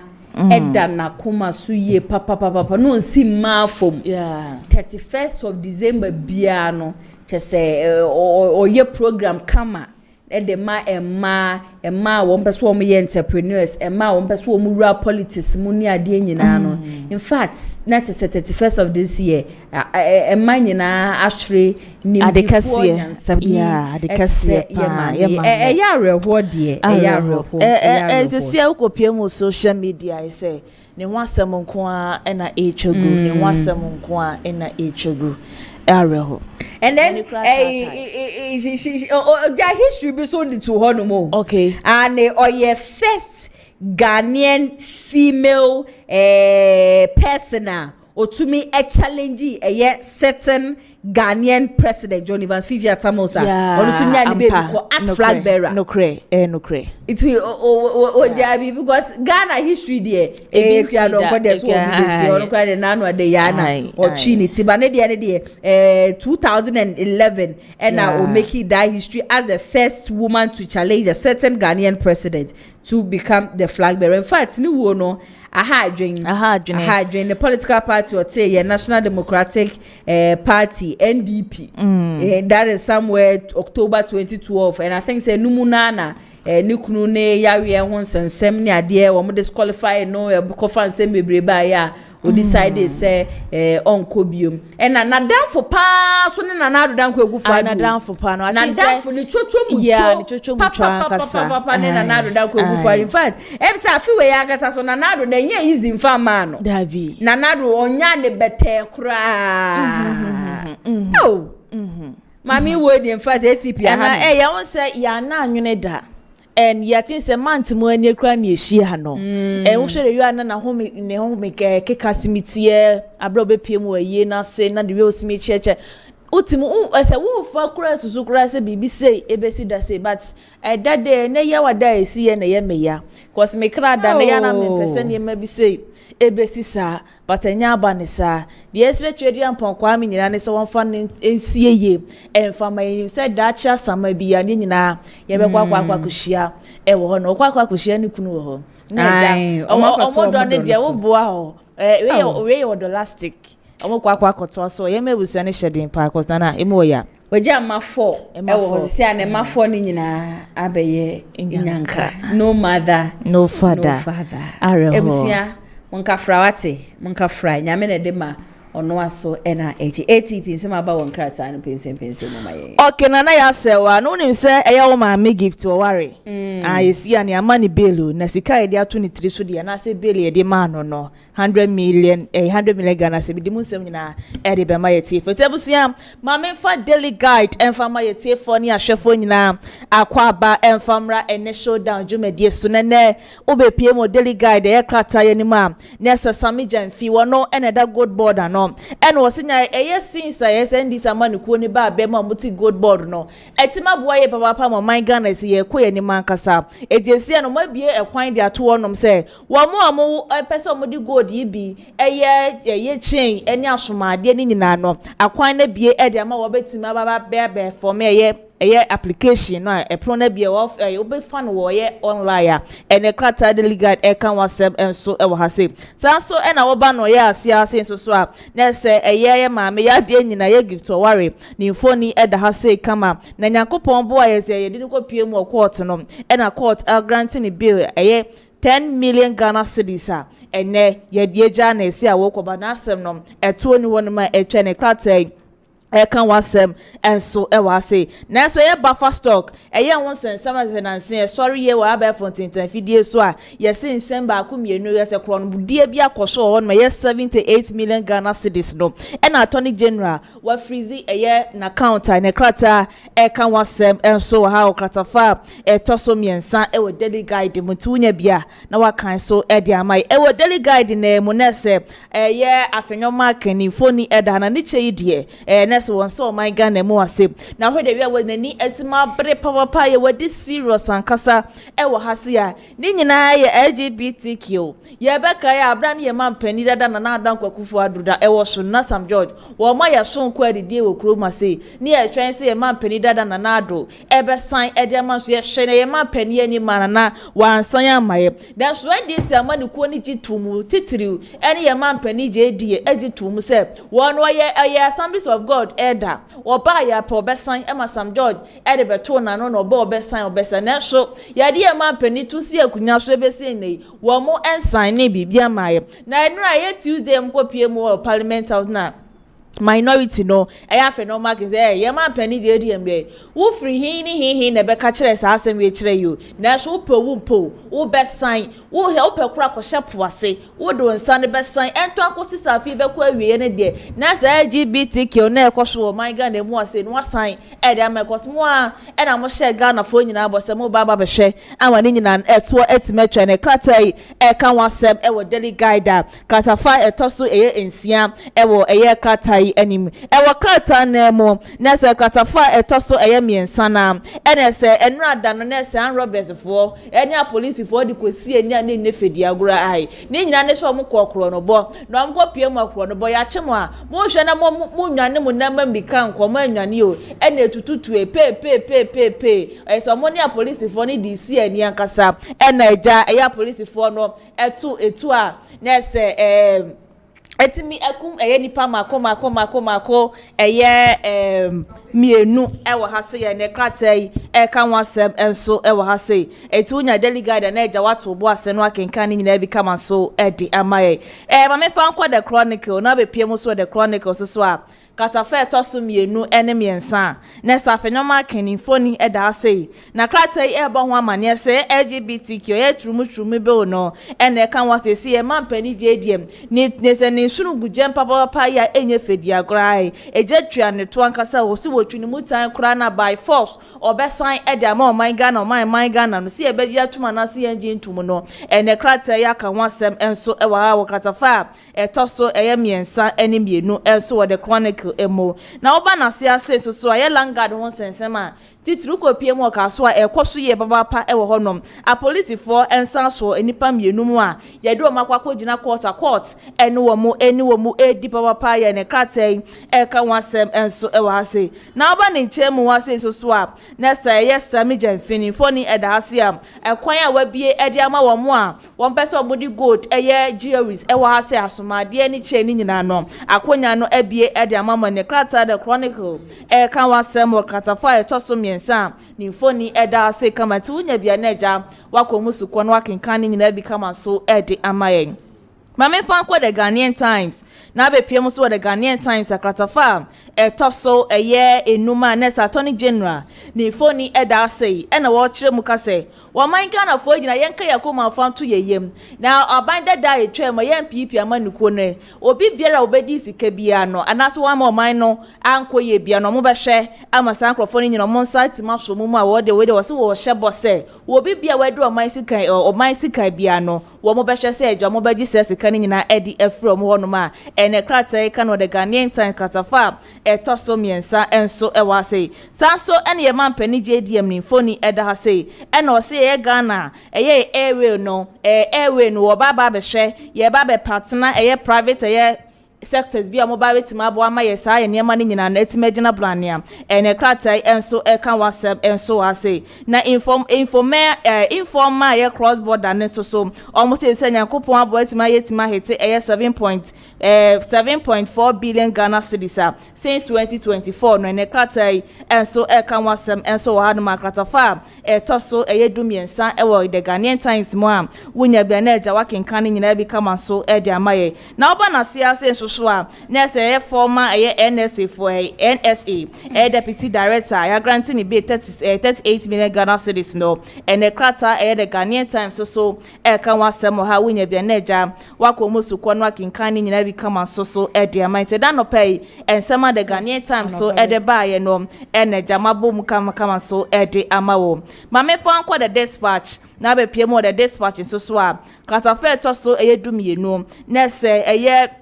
Vice President Nana Jenny Foni Eda ha say Sansuna Julius Debra ni Foni Eda ha na afis so sedun kete General Mosquito ni Foni enso so Eda ha say kama Eric Opoku enso ni Foni Eda ha na Dispatch bon ho amane se bia Nyankopon ba Eric Opoku yi obe join ne wo mo for presidential primaries ba be koso NDC abonekuo na omodobeli di NDC for 2028 no Eric Opoku aba be ka ho bia hwe se hwan din kunim say Julius Debra Nana Jane anase General Mosquito anase Eric Opoku intene kratai bo ho amane wo kratafa toso dumiensa wo kratai anim na oba na siase nsoso a nese Mr KD say watro latest book bia fa Ghana politics ho nyina nti unya bia na ja wato obo ase no akenkan nyina wo kratafa toso duba ko enso wo the Dispatch nim te dan no pay ensema Dispatch de buy na ensema kenkan nyina so di ama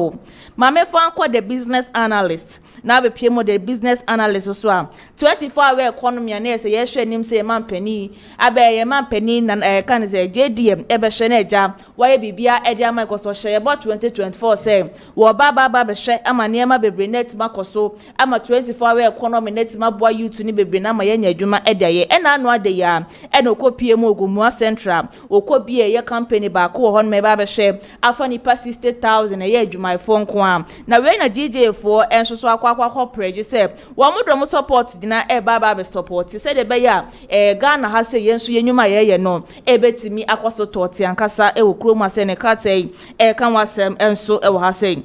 na oba ni nchemu asenso so a ye border no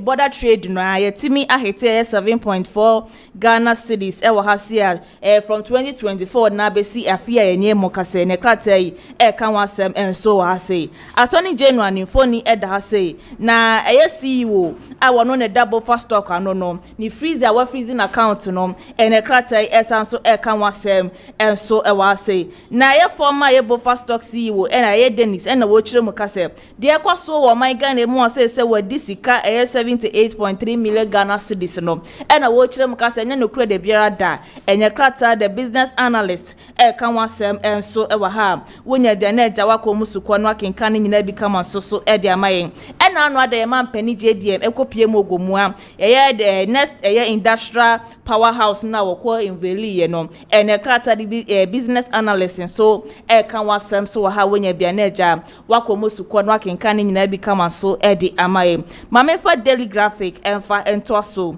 na be pie mu so daily graphic so a na se CEO former CEO ye bofa stock no ye ne ho sensema edam so ama Attorney General etimi a freezing account account no yesi sika twitwe die se wa fo ne yire o mafa no 78.2 million Ghana cedis a ene krata eka wasema yeso ne yire charges e dia bo mo na 25 charges ene krata eka wasema mo kwakwa ko fesi e lo no yakopon bo enche bia de so aba abontin se de ekoso ne nyina no enye ne kure de rere by court ene be hwe se no kure anase enye no kure ne daily graphic eka wasem so e wa say ya be kai abraham ampani JDM eye campaign wo my Ghana mu ase no ne policy ba ko de ba ne say big push no e ba be sha ai ama enuma bebre na akoso e wo my Ghana mu ase ne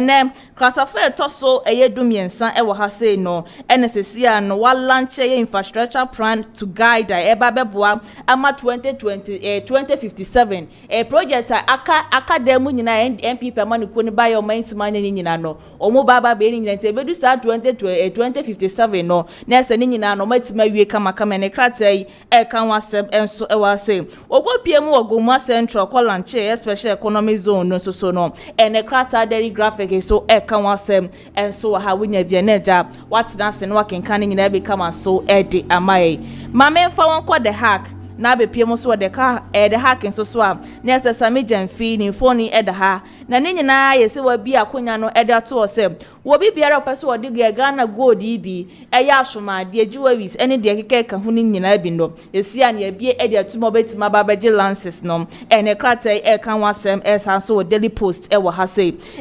sorry the hack daily post sorry na oba na suro ase ensoso a na se 2024 abatu ekwa so MPP amanuko nim no ena omo kire mu eka se wo mo daily post mama fa daily post enfanto so na wo ba ne soro ase so a na se ena no ada MPP amanuko no 2024 abatu eso mo kwa wi yo munya 38% a enam so ma MPP amanuko no report do ena omo kire mu ka kire man pani JDM so obesra da se nyakopon boa na se wo ba ba mi wo make sure se omo appoint wo mu ni nyina no obe make sure pa say papa say obehwe na sa de course 2024 na sa bla na MPP amanuko no abema ye hu sa omo ya appoint omo bebre na mo di sika no ema bi enkoso 2020 ye na ben wo mu na krata e kan wasem enso e wa say ye man pani JDM ni phone e da say na infrastructure wakọ no ma wakọ bia ye say e ba be bo nyakopon bo 2057 na ha na krata daily posting so e kan wasem enso e wa say attorney general any office so ye former ebo fast talk no ye penia no da no I say ye de charges abonity so no ene krata e kan wasem enso so wa ha okatafe to so mienu enan eni nsia ekọ no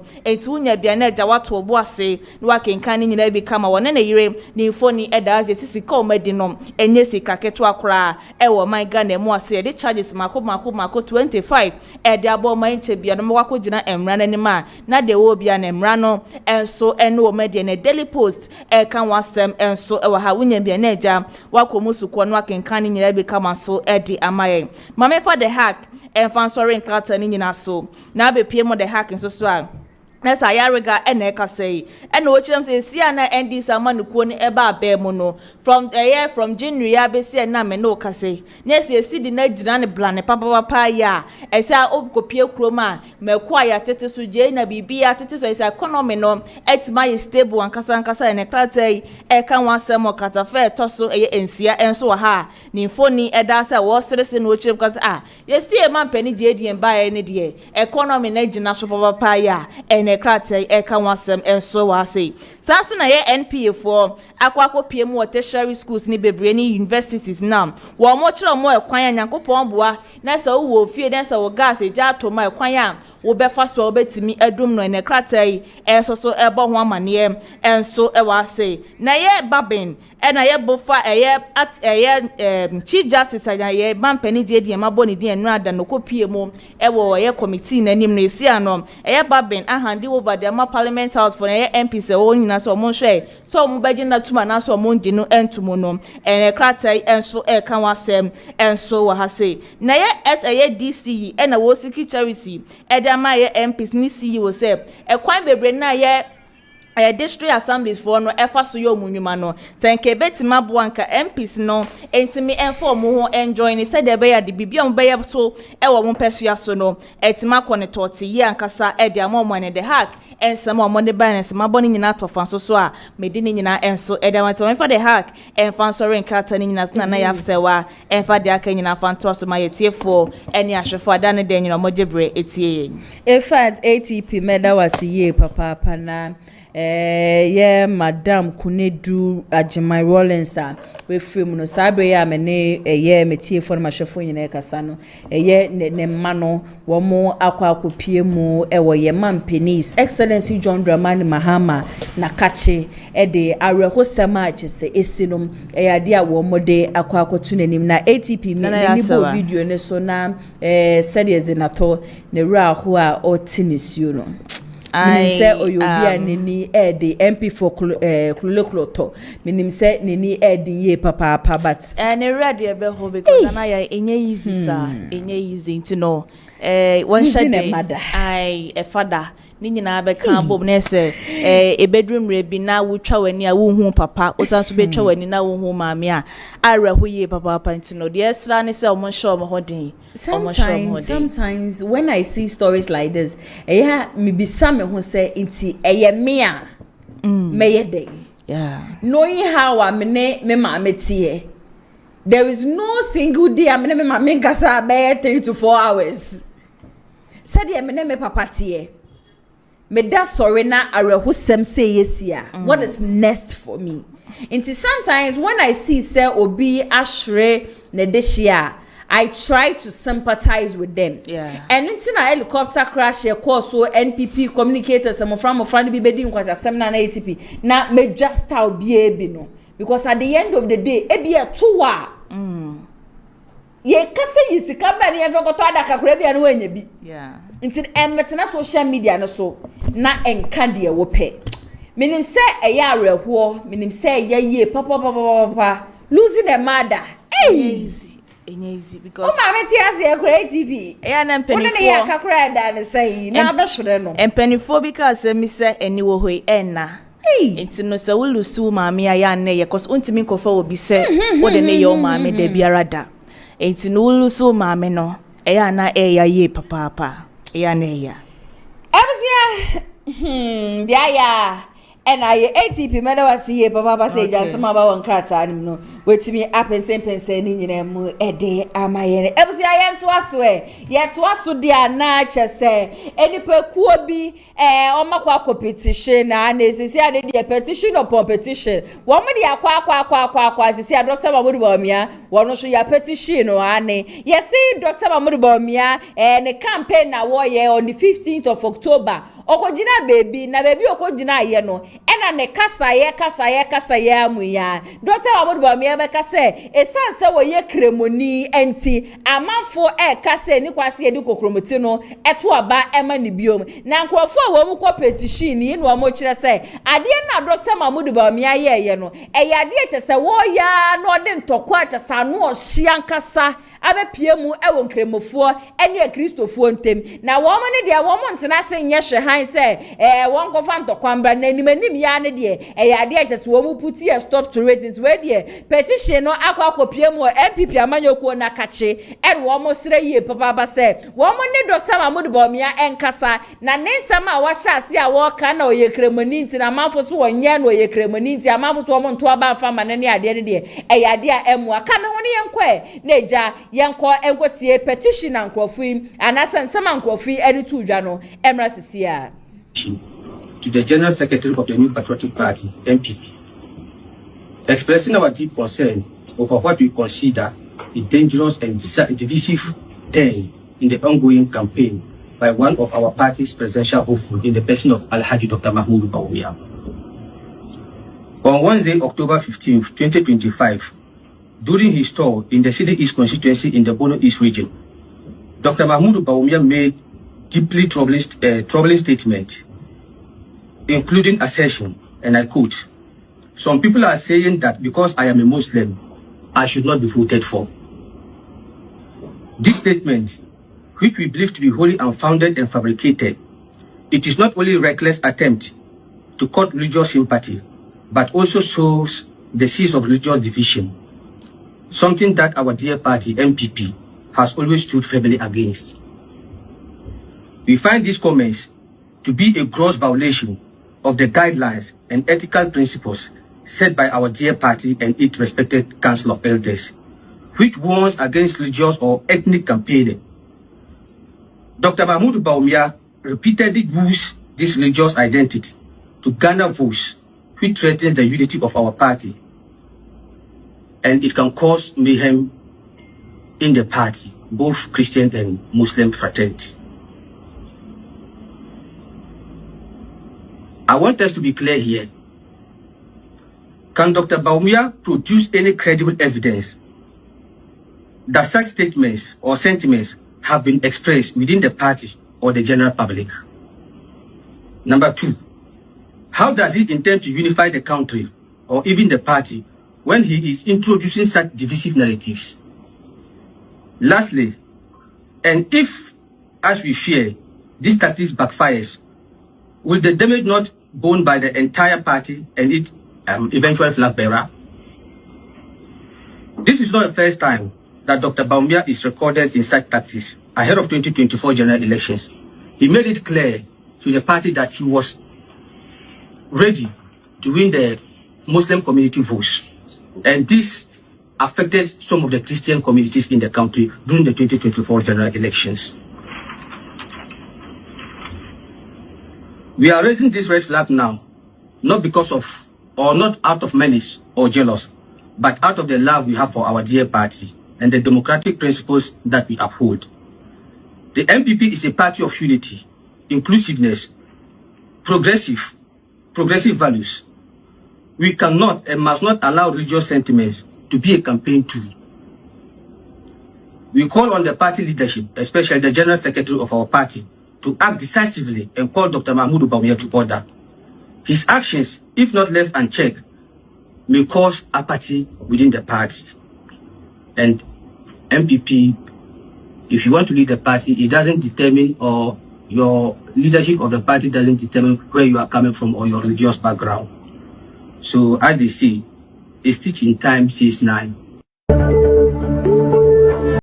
For na chese video credits no enko enfema Joy News nkrofo a wo mo akwakọ petition se niema Dr. Mahmoud Bawumia wo ye nsem ya wo keka no as wo ya ne ntokwa achesa no ohia nkasa abaye ye nuanum nkremofo ene kristofo entem enade na wo ye nso no ade achese wo ya na watete MPP party no nti we de wo mo sere eye General Secretary JFK ene executives aka so mo fa wo 9 fom ye papa na womo and stop Dr. Mahmoud Bawumia ntisa de wode beba no ade achese enye asem ketwa kra mi bia phone lines no de atum 0550623377 no besa ofre eba dwumedie ne so na eja ensem a mede aba be som no wode wadwenhye ba akwanya no ewo ho no ma obetimi afredi aba eye mehase efri eye ye mampeni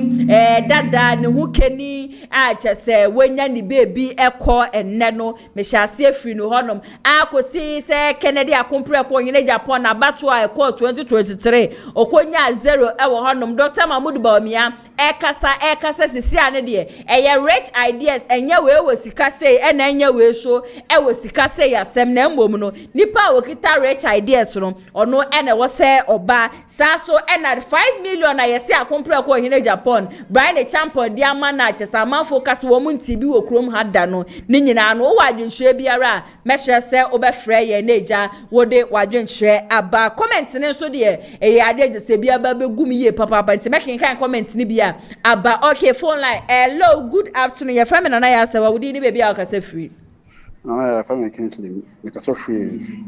for now dey say me wo nshia so okay Mr. Wakabaka concerning a election now mo be kona before no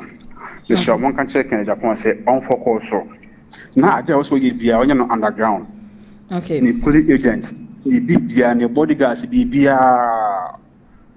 onye underground on face na afen so no ba onyanko fo biti eye untumi can concerning ira Canada ko jisika bi se Canada ko jisika e jisika bi a eyeyi a anka onka nkyere obi a se makuti kan se wo se wakache no Canada on fa ne bi ansie o on fa ne bi ansie ba omia wo ya juma wo eye Ghana ayi no bentam na woni nsase bi o islogon wo e de na be ye vice afide islogon nsase manfo nsase o je boso wo no yire na ye kro no eno ana ye kro no se wo hu enti kan ni de ono mo bi akro no how many years na kan di be as an radio station and TV station also ya tum it was time be na me wakra Ghana revenue for ko tum second di ka onko take no on de ka o ro che ye pepe untumi station away amatum untumi FM station amatum MPP ba power ana obi sa stations no kromfo a wo no akwaje sika so kodo bro ba na nka so ko dem untumi ko dem afen ayi ba omia pickups no ba na so ko dem because ayi fa na wo nya sika ko to pickups no kan di kan bibia wo che dona ne pickup to na wo che dona ne nkofo channel fo ne Ghana fo mo support ye oje sa cars no ba omia untumi nka say the person ye hanso be da magana afren so ye na jagezia ay ne ho ye me mopo say Ghana fo nyankwara o Ghana fo nyankwara Nigeria sofo no oze o we eye hwan o wusa kokko o wusa boa wo na nje no and the e sofo na wo ye e dey commission na wo se ha wo like the wunti mi o from say o ye na miniba wo like the wunti say wo bu Ghana obi anya sofo no e ka na kra wo bu Ghana fo na mo bu o mo jom sika keke me say senkana ko pon tuo bi kama enya hu bia on anko mu nanke ko botuo mu kama ehu but as a bibia no nyako pon e de oye no oye kan de be president na oban so a na fe we ahwe se ono obewi power bi mu a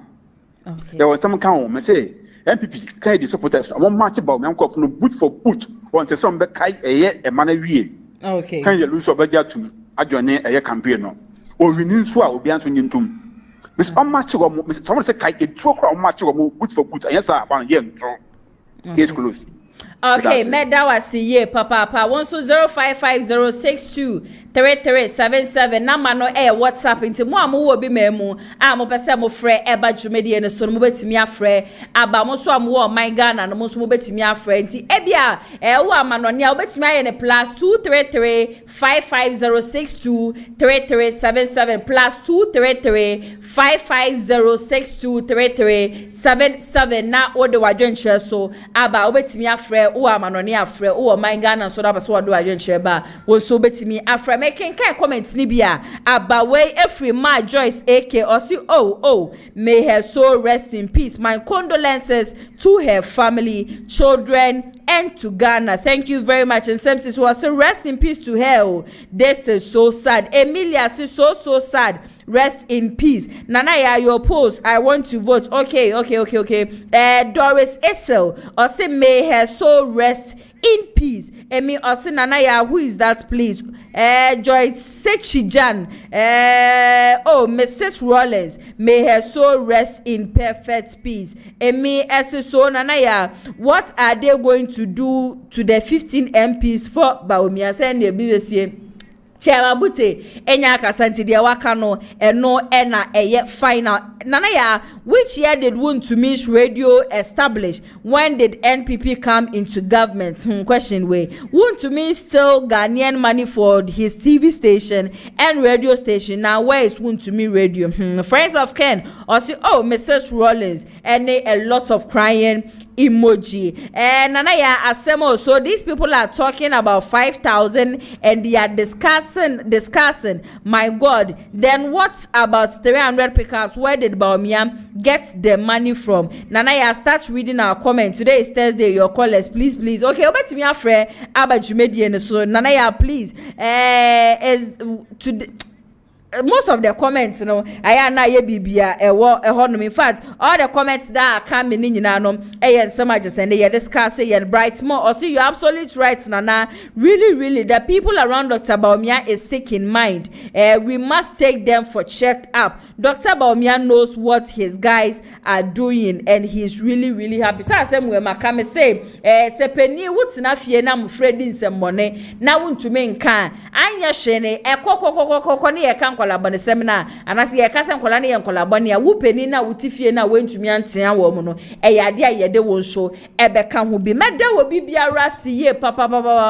mo amode madwen chef a comment section na se ba ye nyina no nyankopon enhua mu nyina nyame ya adom a china showdown jumedi e besan so aba so exactly 2 p.m. ekosi 4 p.m. china fiada communicators ebeba be ka me ho e wo fidiem hanim say na jumeko a enne wo mo so mase ametumi ede eye showdown jumedi ebe sommo eye Lionage Clinic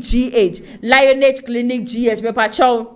yare bia red da so say yes sexual weakness and wo be masem no emo adwuma say ye prostate cancer ne ade infection syphilis gonorrhea HIV dia keka ho ne ade infertility fibroid oba untumi enwo 5 years 6 years 7 years wo ware be 50 years awo no emma me pa chow ube piem wo Lionage Clinic GH e ya ade a chese wo mo be hwe wo ho nsensem ni nyina no ede ama hepatitis B saso na diabetes ni ade nyina no ebusua wo mo hwe yare malaria eyi wo honam na ye o ya chese